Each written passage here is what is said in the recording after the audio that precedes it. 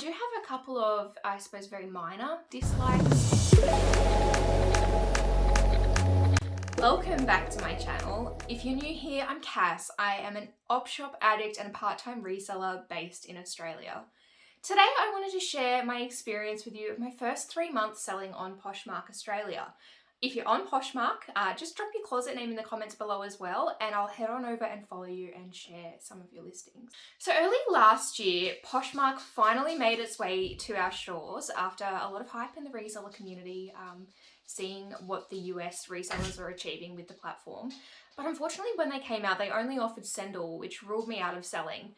In May, I learned that they started offering Australia Post finally for sellers without a send all address, so I jumped on and listed my first item. Since then, I've made 19 sales, totaling $978 on the platform, and I've learned a hell of a lot about how it works. So I thought I'd take a minute and share some of that with you. So as I said, in May, I began listing on Poshmark, and to do so, I just started cross-listing items that I already had on eBay. So primarily, I sell women's clothes. Taking a bit of a look at the platform, it seems like it's mostly angled that way, although there are a lot of other categories available to sell on Poshmark as well. And I just cross-listed a bunch. And I've just got into the groove of consistently cross-listing 2 to 3 per day from my eBay store. So I think that's got me up to about 130, maybe 140 active listings within my first 3 months. So you can see that, there's still, with a small closet, that opportunity at the moment to be making some sales on the platform. I did find it really, really easy to list both on the app and on the website. It's not as involved as, say, eBay, for example, where you have a lot of item specifics that need to be filled out. It's pretty simple and pretty quick to list on Poshmark. One tool that I also was recommended to me by another seller, and I have found makes the process a lot easier, is Crosslist Magic. It's a Google Chrome extension that you can plug in, and you can copy essentially the content of your listings, including any titles, descriptions, and photos, from one platform to another. So for me, I use that to copy my listing from eBay over to Poshmark, but I think it's also available for use on Facebook Marketplace and Depop as well. Probably one of the key differences with Poshmark compared to, say, eBay or Depop is how you actually go about making sales. So aside from the quality of your listing, so that being things like your photos, title, and item description, sharing on the platform is really what puts your listings in front of buyers and gains you that visibility that you need to make a sale. So there are 3 key types of sharing on Poshmark. They are self-sharing, so sharing your own closet to your followers or to parties, which is the second one, so party sharing.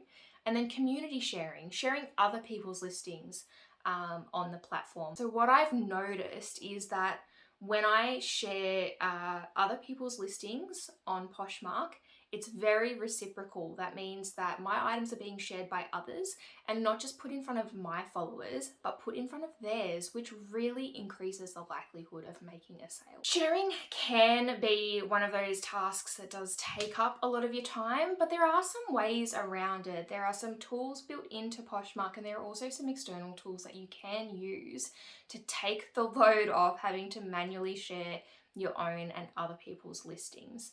So the first one, and this totally changed my life when I discovered it. It took me until I think it was like late July to realize there are bulk seller tools on the Poshmark app and on the website as well. So you can access them from your closet. And I think it's things like bulk offers to likers on the platform. So you can send offers to people in bulk based on whether or not they've liked your listings. But then there is bulk sharing, which you now can go in and select all of your available listings and share them, and the platform will do that for you rather than having to manually share. And share to party as well, which is very similar. You can filter based on your available items, click share to party, and it will only bring back the items that are actually qualify for the party that's going on at that time. So yeah, totally changed my life to be using those and not having to do things manually. But there are, as I said, some external tools that you can use as well. There are a lot of bots or software programs that you can use to share your closet on Poshmark. I've been using one called Closet Assistant just to do the community shares, because there's really no good way to kind of achieve that community sharing unless you're doing it manually, one by one is my understanding. Happy if you know of another way, if you can drop it in the comments below. Or some other people, you know, if you're a larger reseller, you might look to engage someone else like a virtual assistant to do the sharing for you. As I mentioned, you can send offers to people who have liked your listings. So I've found that most of my sales have come from offers, either that I've sent directly to likers or that people have sent to me. It's similar to eBay in that way, that you can negotiate on the price. And there is also a function called bundles, which is where if a person likes more than one listing in your closet, you can essentially send them a discounted bundle deal for those multiple items. Now, I have only played around with bundles a little bit. I haven't really seen any success, so I'm still learning a bit about that feature and the best use of it on the platform as well. The other thing that can be really beneficial to making sales on the platform is engaging with Australian followers. In my first few days, I found that a lot of the followers that were finding my account were from the US or Canada, which is really not helpful to me because at the moment you cannot sell internationally on Poshmark. So after playing around a bit, I found there are really 3 ways that you can find Australian accounts to engage with on the platform, and that's fellow sellers and people who may be looking to buy from you. The first of those is probably the best known, and that is to go to the New Poshes page. So that's a page where you can see people who have newly joined the platform or freshly updated their closet, and you can actually follow them from there. So you can locate their profile and follow them. The second way that I've found that you can do this, once you're starting to build out your own, so accounts that you're following and you're starting to see their items pop up in their feed, is to keep an eye out for posts that have a high number of likes on them.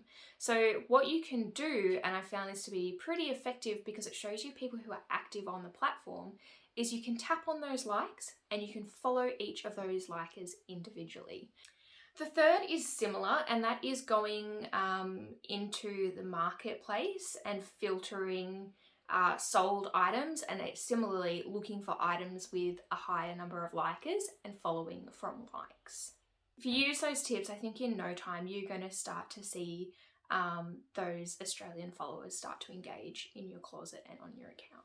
I do have a couple of, I suppose, very minor dislikes, or maybe it's more of a comparison to eBay sort of thing that I'm just so used to now for Poshmark. The first of those is having to vertically scroll through photos to get to an item description. So I think could be a little bit disengaging for a buyer having to scroll through, particularly if you're like me. I like to include a lot of photos in my listing so that a buyer can get a real sense of the quality of an item. I'd be interested to see if they bring out a horizontal or more of a carousel scrolling feature.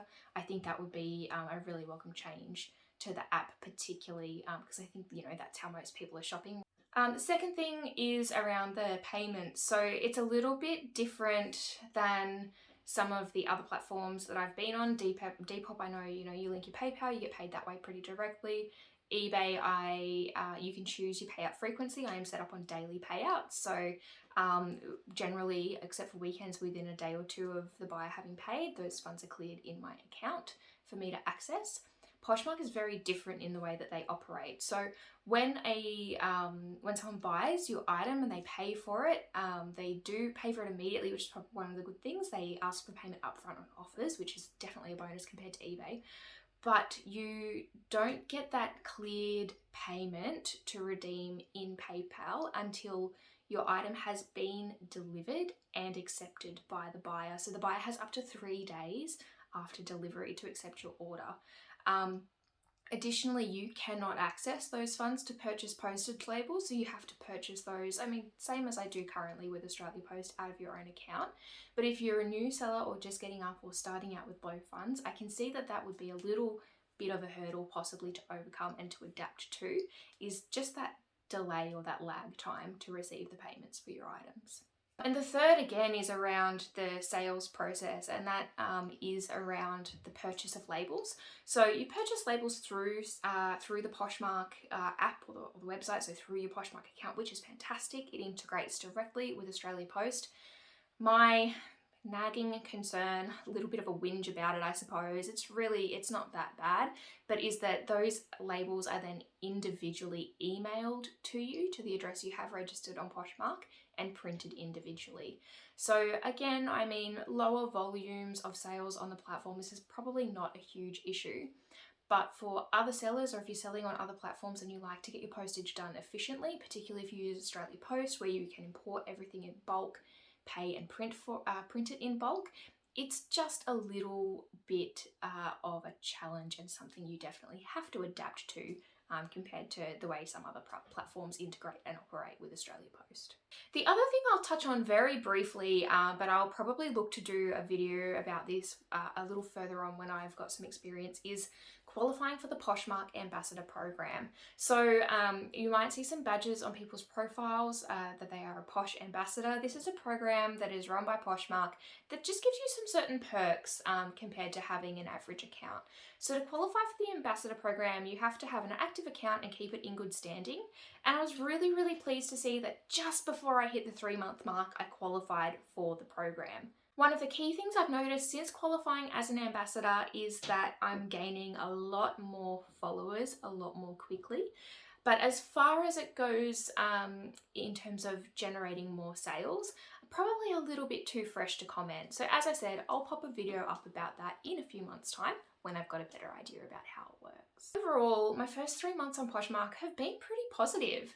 I went in not really knowing what to expect other than what I'd seen from other resellers and on YouTube, particularly from the US. And while eBay is most likely still going to remain my bread and butter, you know, my #1 store, I'm really keen just to stick with this consistently for the next 3 to 6 months to figure out if Poshmark is going to be a viable second platform for me, particularly because I am no longer selling on Depop.